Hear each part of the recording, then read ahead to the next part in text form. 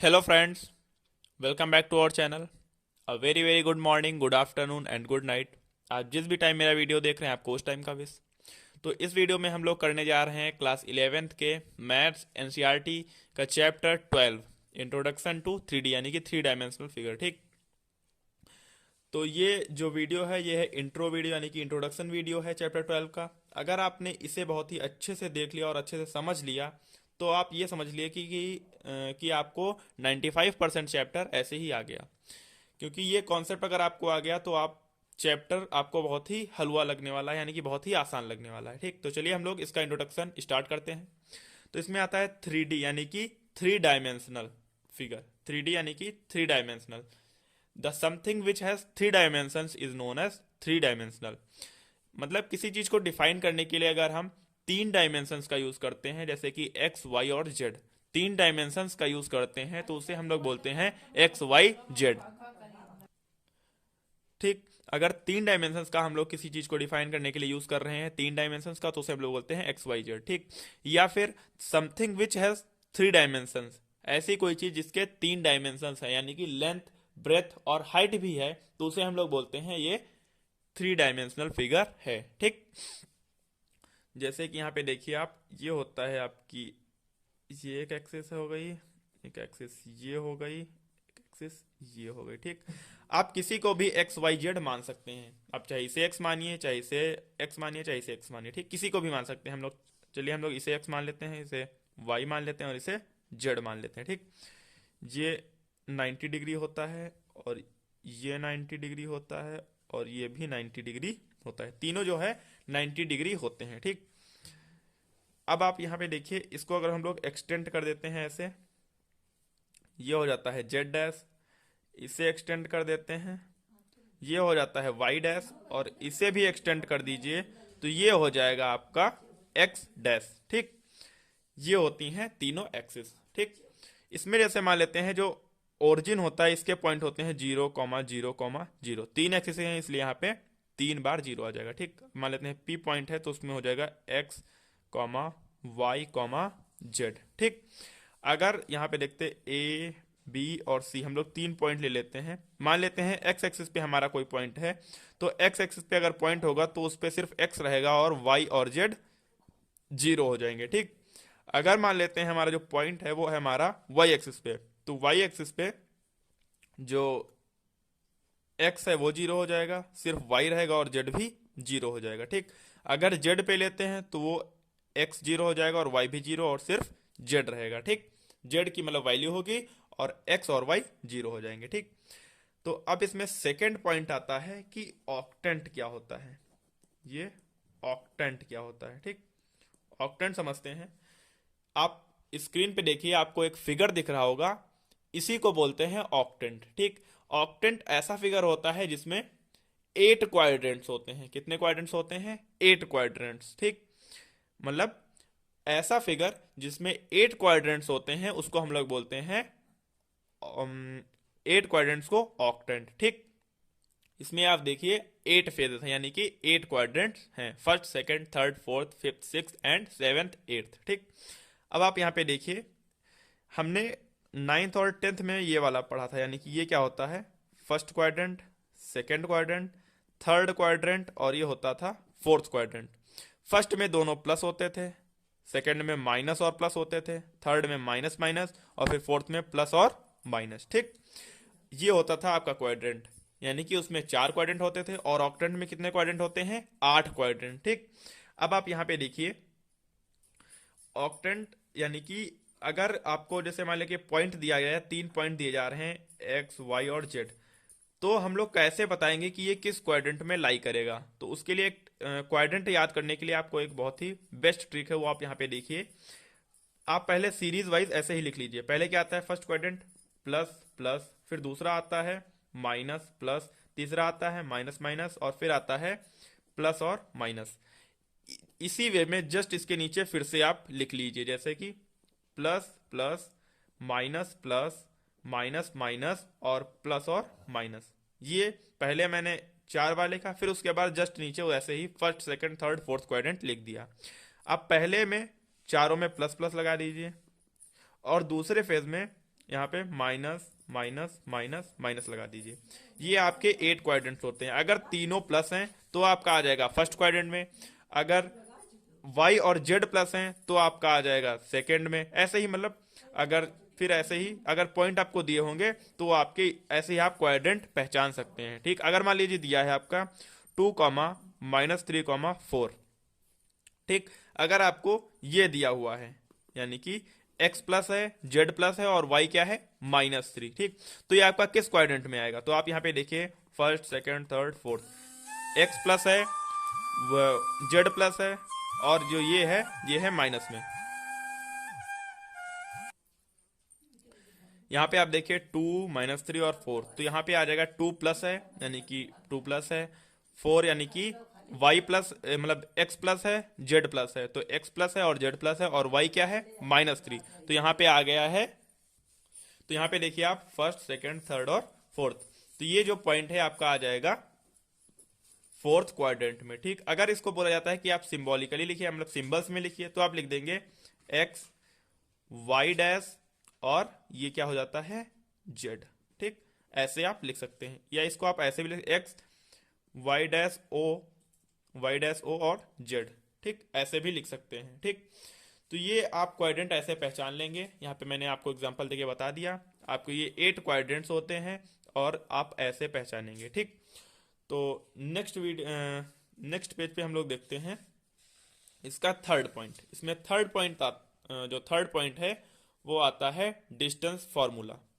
कि माने distance formula क्या होता है कि अगर आपको कोई पॉइंट ए दिया हुआ है और ये बी दिया हुआ है, इसके कोऑर्डिनेट हैं x1 y1 z1, और बी के आपके जो कोऑर्डिनेट हैं वो हैं x2 y2 और z2। ठीक, ये आपको कोऑर्डिनेट दिए हुए हैं, तो आप ए और बी के बीच की डिस्टेंस कैसे निकालेंगे वो आप यहाँ पे देखिए। यहाँ पे हम लोग कर लेंगे, जो ए बी के बीच की डिस्टेंस है वो निकल आएगी इज इक्वल्स टू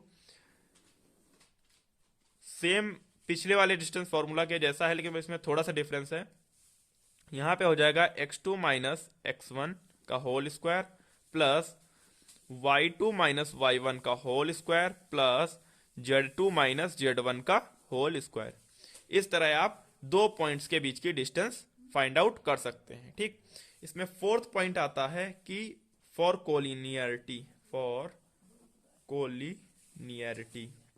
अगर आपको कोई 3 पॉइंट दिए हुए हैं, मान लेते हैं आपको कोई पॉइंट है ए, यहाँ पे बी है और यहाँ पे है सी, आपको 3 पॉइंट एक स्ट्रेट लाइन में दिए हुए हैं और आपसे कहा जा रहा है कि ये तीनों पॉइंट कोलिनियर है। तो इसके लिए कंडीशन होनी चाहिए कि आप ए बी डिस्टेंस निकालिए, फिर बी सी डिस्टेंस निकालिए, plus B C is equals to A C. A B distance निकालिए, फिर बी सी डिस्टेंस निकालिए, फिर इन दोनों को ऐड कर दीजिए और वो किसके इक्वल होना चाहिए? ए सी डिस्टेंस के इक्वल होने चाहिए। ठीक, ये है इसमें मतलब कोलिनियरिटी के लिए कंडीशन है ये। ठीक, कि a b plus B C is equals to A c होना चाहिए। ठीक, अब इसमें आता है जो नेक्स्ट पॉइंट है वो है ट्रायंगल। ट्रायंगल यानी कि अगर आपको प्रूफ करने के लिए आता है, मान लेते हैं ट्रायंगल में दे देगा आपको कि आप प्रूफ करिए कि ये आइसोस्केलेस ट्रायंगल है। आइसोस्केलेस ट्रायंगल आपको मान लीजिए प्रूफ करने के लिए देता है और आपको कोई 3 पॉइंट दे देता है। मान लीजिए हैं ये ट्रायंगल है और आपको कोई 3 ए बी और सी, यानी कि इसके कोऑर्डिनेट दे देगा, इसके कोऑर्डिनेट दे देगा और इसके कोऑर्डिनेट दे देगा। ठीक, तो आपको क्या करना है? ए बी निकालना है डिस्टेंस, बी सी निकालना है और ए सी निकालना है। ठीक, आपको तीनों डिस्टेंस निकाल लेनी है। ठीक, फिर आप देखेंगे अगर कोई पॉइंट, अगर मान लेते हैं a b is equals to A c आ गया या a b is equals to b c आ गया, कोई दो साइड्स अगर इक्वल आ जाती हैं तो हम लोग बोल सकते हैं कि ये जो हमारा ट्रायंगल है, ये ट्रायंगल, यहाँ पे देखिए ये ट्रायंगल जो है हमारे पास, ए बी निकाल लेंगे, ए सी निकाल लेंगे और बी सी निकाल लेंगे। फिर देखेंगे a b is equals to b c या a b is equals to A c या b C is equals to A c या b C is equals to a b, कुछ भी अगर हमारे इस ट्रायंगल में से मतलब डिस्टेंस निकाल लेंगे तीनों की, और फिर अगर कोई दो साइड्स इक्वल आ जाती हैं तो हम लोग बोल सकते हैं कि जो हमारा ट्रायंगल है वो एक आइसोस्केलेस ट्रायंगल है। ठीक, अब इसमें नेक्स्ट पॉइंट आता है राइट एंगल ट्रायंगल के लिए।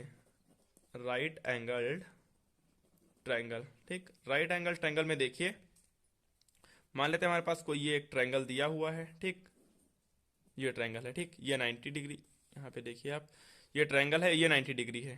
ठीक, तो अब आप यहाँ पे देखिए, मान लेते हैं ए बी और सी, ये पॉइंट आपको दिया हुआ है। तो आप क्या करेंगे, ए बी डिस्टेंस निकालेंगे, बी सी डिस्टेंस निकालेंगे और ए सी डिस्टेंस निकाल लेंगे। ठीक, अब आप यहाँ पे देखिए, अगर a b square plus B c square is equals to A c square आ जाता है, यानी कि a b square plus B c square is equals to A c square आ जाता है, तो आप बोल सकते हैं कि ये आपका जो ट्रायंगल है वो एक राइट एंगल्ड ट्रायंगल है। ठीक, इसके बाद इसमें नेक्स्ट पॉइंट है कि पैरेललोग्राम के लिए क्या है, पैरेललोग्राम के लिए एक पॉइंट है कि मान लेते हैं आपको ये कोई फिगर यानी कि 4 कोऑर्डिनेट दे देगा आपको, ए बी सी और डी।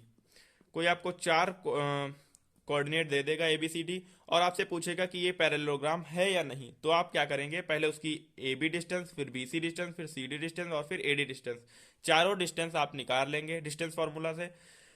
फिर आप देखेंगे अगर a b is equal to c d, a b is equal to c d और a d is equal to b c आता है। ठीक, अगर ये दोनों साइड्स आपकी आपस में इक्वल हैं तो आप बोल देंगे कि ये एक आपका पैरेललोग्राम है। ठीक, अगर नहीं है तो आप बोलेंगे ये पैरेललोग्राम नहीं है। ठीक, अब इसमें नेक्स्ट पॉइंट आता है यानी कि जो सेक्शन फॉर्मूला, इसमें आता है नेक्स्ट पॉइंट सेक्शन फॉर्मूला। यहां पे देखिए आप, सेक्शन फॉर्मूला क्या होता है, सेक्शन फॉर्मूला। ठीक, अब आप यहां पे देखिए, मान लेते हैं आपके पास कोई ए है और यहां पे दिया है x1 y1 और z1 और ये यहां पे बी पॉइंट दिया हुआ है आपको x2 y2 और z2। ठीक, ये आपको पॉइंट दिए हुए हैं। मान लेते हैं ये लाइन जो है m/n में डिवाइड हो रही है। ठीक, और हमें c के पॉइंट, ये c पॉइंट निकालना है कि इसके कोऑर्डिनेट क्या होंगे, x y और z। इसे हम लोग मान लेते हैं x y और z, यानी कि हमें एक लाइन दी हुई है ये ए बी और जो ए के कोऑर्डिनेट हैं वो हैं x1 y1 और z1 और बी के कोऑर्डिनेट हैं x2 y2 और z2। और जो ये लाइन है ये डिवाइड हो रही है m/n में, तो हमें c के कोऑर्डिनेट्स निकालने हैं। तो यहाँ पे देखिए, अब इसमें नया टर्म ये आता है कि इंटरनली है या एक्सटर्नली। मान लेते हैं यहाँ पे इंटरनली दिया हुआ है, आप इससे कंफ्यूज ना होइए। यहाँ पे मतलब जो ये जो है इंटरनली, ये आपको क्वेश्चन में देगा कि ये जो ये पूरी कंडीशन दे देगा और फिर बोलेगा इंटरनली दिया हुआ है। ठीक, यानी कि बोल देगा इंटरनली ए बी ये है और m/n में ये लाइन डिवाइड हो रही है, तो आप सी के कोऑर्डिनेट्स निकालिए। तो इंटरनली जो सी पॉइंट है यानी कि सी के कोऑर्डिनेट है एक्स वाई और जेड, ये निकालने के लिए फॉर्मूला होता है, यहाँ पे देखिए फॉर्मूला होता है m(x2), यहाँ पे m(x2) minus n(x1), m(x2) minus n(x1), m plus n। ठीक, फिर m(y2) minus ny1 upon m plus n और फिर mz2 minus nz1 upon m plus n, ये होता है। ठीक, ये इंटरनली है। अगर बोला जाए कि एक्सटर्नली निकालना है, जो सी के कोऑर्डिनेट्स हैं वो एक्सटर्नली निकालिए, तो यहाँ पे भी कोई ज़्यादा डिफरेंस नहीं है। अगर मान लीजिए कोऑर्डिनेट्स दिए जाएं सी के एक्स वाई और जेड निकालिए, तो यहाँ पे ज़्यादा डिफरेंस नहीं है। सिर्फ जो एन वाली टर्म है, एन क्या हो जाता है यहाँ पे निगेटिव हो जाता है। तो यहाँ पे देखिए m(x2) minus n(x1) upon m minus n। ठीक, तो यहाँ पे हो जाएगा m(y2) minus n(y1) upon m minus n। ठीक, और यहाँ पे हो जाएगा mz2 minus nz1 upon m minus n। तो इंट्रोडक्शन वीडियो में सिर्फ इतना ही था। मैं आशा करता हूँ कि आपको ये सब समझ में आया होगा। ठीक, तो आप ये वाला जो सेक्शन फॉर्मूला है इसे आप जरूर रिवाइज कर लीजिए। ठीक, और यहाँ पे आपको देखना है ये वाला पॉइंट, यानी कि ऑक्टेंट देख लीजिए, ये आपके लिए नया है, ऑक्टेंट देख लीजिए एक बार। ठीक, और ये सेक्शन फॉर्मूला देख लीजिए, इसमें दो टर्म आपको मिलेंगे इस बार, इंटरनली और एक्सटर्नली। ठीक, अगर इंटरनली है तो आप ये फॉर्मूला लगाएंगे, अगर एक्सटर्नली है तो ये फॉर्मूला। ये आपको इंटरनली और एक्सटर्नली क्वेश्चन में दिया होगा कि आपको कैसे फाइंड आउट करना है, इंटरनली फाइंड आउट करना है या एक्सटर्नली फाइंड आउट करना है, ये आपको दिया होगा। तो उस हिसाब से आप अपना फॉर्मूला लगा सकते हैं। आप ये फॉर्मूला याद कर लीजिए। अगर आपने इस वीडियो को अच्छे से समझ लिया है तो आपको एक्सरसाइज में कोई भी प्रॉब्लम होने वाली नहीं है। ठीक।